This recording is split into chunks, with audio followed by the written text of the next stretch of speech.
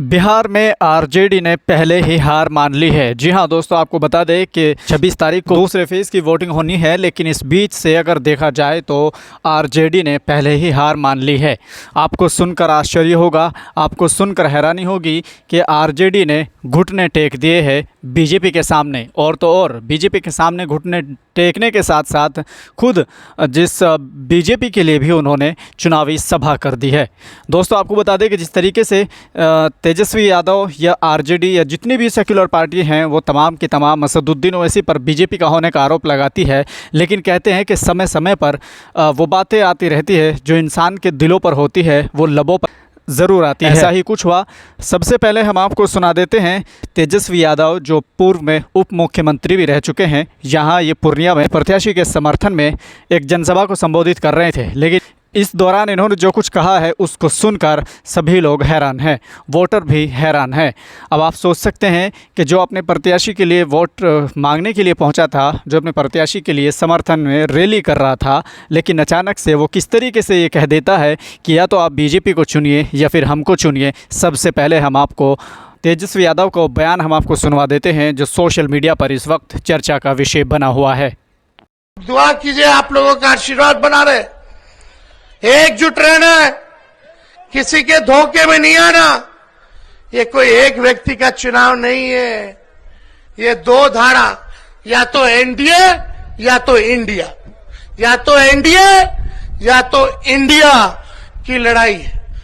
या तो आप इंडिया को चुनो, और इंडिया को अगर नहीं चुनते हो बीमा भारती को, तो आप एनडीए को चुन रहे हो। साफ बात, साफ बात। बीते कई दिनों से जिस तरीके से असदुद्दीन बिहार में डेरा डाले हुए हैं, किशनगंज से अपने प्रत्याशी अख्तरुल इमान के लिए जनसभाएं कर रहे हैं, ताबड़तोड़ रैलियां कर रहे हैं, तो शायद ये इसी बात का डर है, शायद ये इसी को देखकर इतने बौखलाए हुए हैं, जिससे ये वोट तो अपने लिए मांगना चाहिए था, गठबंधन के लिए मांगना चाहिए था, लेकिन ये लोग दहशत में, उसी घबराहट में और उसी बौखलाहट का शिकार होकर अपने बजाय या गठबंधन की बजाय बीजेपी के लिए वोट मांग रहे हैं।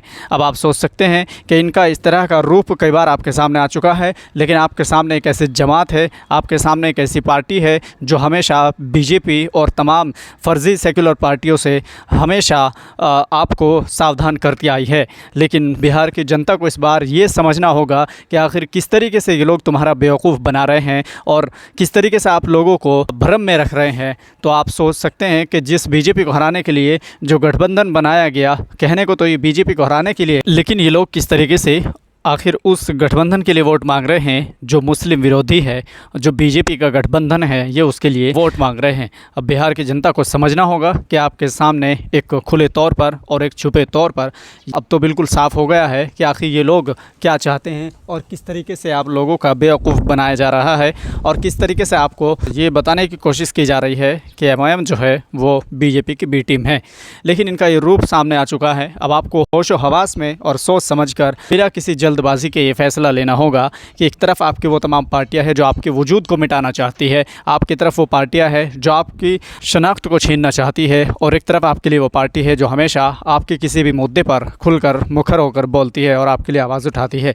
तो अब सोच समझ कर आपको फैसला करना है। दिलों के अंदर जो इनके मुनाफिकत भरी हुई है वो साफ तौर पर सामने आ गई है। अब आपके सामने एक ऐसा अल्टरनेट, एक ऐसा विकल्प असदुद्दीन ओवैसी के रूप में आया है, तो इससे किशनगंज की जनता को सोच समझ कर या ख़ासकर बिहार में जहाँ जहाँ एमआईएम चुनाव लड़ सकती है या आने वाले टाइम में लड़ेगी, ये उन लोगों के लिए सोच का विषय है, समझने का विषय है और गौर करने का विषय है।